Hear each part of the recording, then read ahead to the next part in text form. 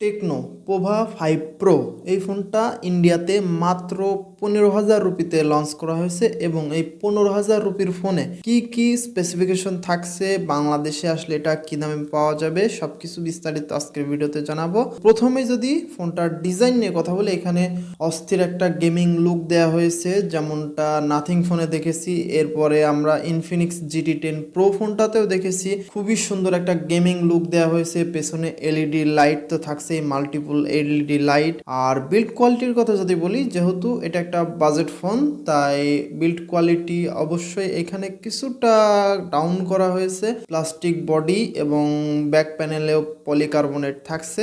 এখন যদি সামনে আসি, তাহলে এখানে গ্লাসের প্রোটেকশন থাকছে, তবে কোন গ্লাসের প্রোটেকশন থাকছে এটা কোম্পানি প্রকাশ করে নাই। তো আমার মনে হয় এইখানে তারা যে কি গ্লাসের প্রোটেকশন ইউজ করেছে এইটা জানাই দিলে বেটার হয়। এবং এই ফোনটার ওজন হচ্ছে 220 গ্রাম। আর ফোনটাতে ডিসপ্লে হিসেবে থাকছে 6.78 ইঞ্চির ফুল এইচডি প্লাস রেজুলেশনের একটা IPS LCD প্যানেল। এটা 120 হার্টজের রিফ্রেশ রেট তো থাকছে, 580 নিটস পর্যন্ত পিক ব্রাইটনেস দিবে। ডিসপ্লে আমি বলবো বাজেট অনুযায়ী ঠিকই আছে। এখানে AMOLED ডিসপ্লে দিলে অন্য জায়গাতে কস্ট কাটিং করা লাগতো, এই জন্য আমি বলবো ডিসপ্লে হিসাবে ঠিকই আছে। আর এই ফোনটাতে ক্যামেরা হিসাবে থাকছে পেছনে দুইটা ক্যামেরা সেটআপ, যার মেইন ক্যামেরা হচ্ছে 50 মেগাপিক্সেলের আর সেকেন্ডারি ক্যামেরা থাকছে একটা ডেপথ সেন্সর। তবে 50 মেগাপিক্সেলের মেইন সেন্সর দিয়েই যাবতীয় কাজগুলা হবে আর কি, বাকিগুলা তো হুদাই কোম্পানি দিয়ে রাখে, এটা প্রতিটা ভিডিওতেই বলা হয়। যাই হোক, ফোনটার সামনে থাকছে 16 মেগাপিক্সেলের সেলফি ক্যামেরা। আর এছাড়া আমার কাছে মনে হয় বাজেট অনুযায়ী ক্যামেরা পারফরমেন্স ঠিকঠাকই হবে। এছাড়াও ফোনটাতে ডুয়াল স্টেরিও স্পিকার থাকছে। আর এই ফোনটাতে 3.5mm হেডফোন জ্যাকটাও অবশ্যই থাকছে। যেহেতু এটা বাজেট ফোন, আশা করা যায় ভবিষ্যতে আমরা বাজেট ফোন থেকেও এই 3.5mm হেডফোন জ্যাকটা হারায় ফেলবো। সফটওয়্যার হিসেবে এই ফোনটাতে out of the box Android 13 দেওয়া হয়েছে এবং iOS 13 এর সাপোর্ট থাকছে। আর টেকনোর সফটওয়্যার মোটামুটি খুব একটা খারাপ বলবো না, বাজেট লেভেলের ফোনগুলাতে মোটামুটি চলে আর কি, তবে তারা আপডেট খুব ভালোভাবে দেয় না।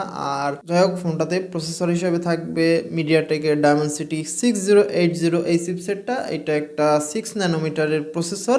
আর 2023 সালে মিডিয়াটেক খুবই ভালো কাজ করছে, তারা স্ন্যাপড্রাগনের সাথে একদম হাড্ডাহাড্ডি লড়াই করছে, তাই বলা যায় যে পারফরমেন্সটা একদম ঠিকঠাকই পাওয়া যাবে। যারা মোটামুটি গেমার আছেন, এই বাজেট রেঞ্জে গেমিং এর জন্য ফোন খুঁজতেছেন, ফ্রি ফায়ার বা পাবজি গেম খেলবেন, এছাড়াও ডেইলি ইউজ তো আছেই, তারা মোটামুটি স্যাটিসফাইড থাকবেন আশা করা যায়।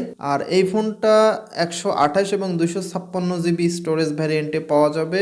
র্যাম হিসেবে একটা ক্যাটাগরি র্যামই থাকছে 8 জিবি র্যাম। এছাড়াও সাইড মাউন্টেড ফিঙ্গারপ্রিন্ট সেন্সর তো থাকছেই, 5000 mAh এর ব্যাটারি এবং 68 ওয়াটের চার্জিং সাপোর্ট। বক্সের মধ্যে চার্জারটা পেয়ে যাবেন।